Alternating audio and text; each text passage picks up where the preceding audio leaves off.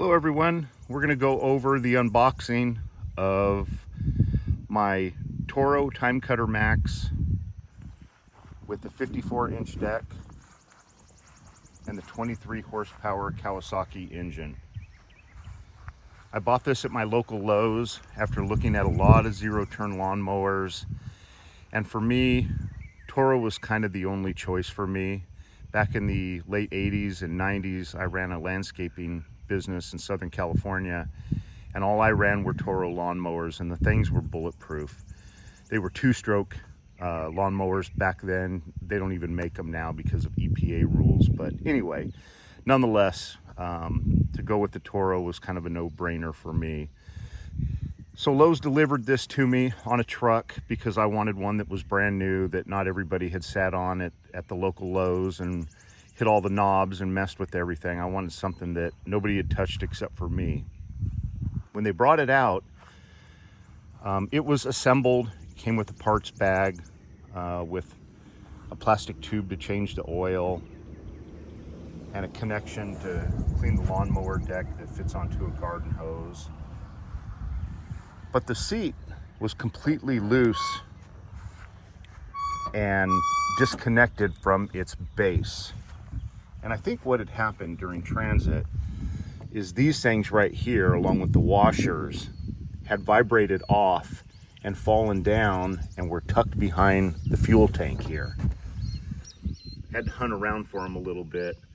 I'm glad that they stayed behind the fuel tank instead of falling on the floor of the delivery truck, because by the time I discovered this, they were long gone.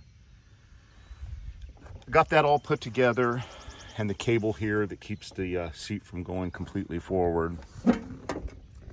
Put fuel in it. This thing holds 5 gallons of fuel, by the way, which is kind of cool. And I started it up. It took a few cranks to get it going, to get fuel in the system, but once it started running, it ran great. And then I tried to put it in gear, and I could not get it in or out of gear to save my life. So I went and looked through the owner's manual that came with it. And like most men, we don't spend a lot of time. We just kind of glance through it, and I'm guilty of that myself. So I came out to take a look at it and figure out what the heck was wrong. It must be some assembly process or something.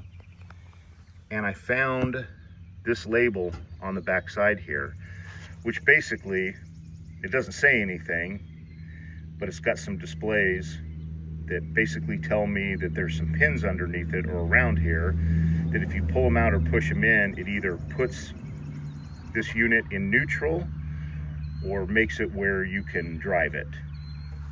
And so I found those pins, and if you look at it, let's see if I can get a good picture of it right there. And there's one on the right side too, which is right there. So those pins were pushed in, and once you push them to the side and they pop out, it worked. So if you have this issue when you get this particular lawnmower, maybe other Toros are like this as well, make sure that those are out, and then you'll be able to drive it.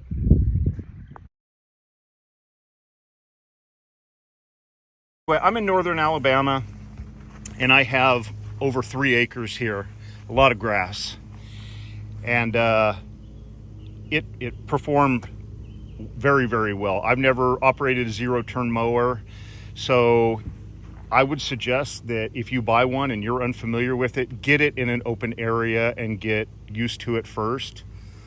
I decided to start over here on this rock wall to go around the side of it and crash the deck into it and the front wheel into it a couple times. You can see a little scuff there.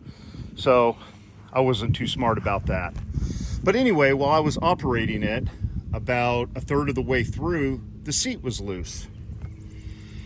And I stopped the lawnmower and inspected it and realized that the hardware that holds the seat on down here had vibrated off and fell on the grass.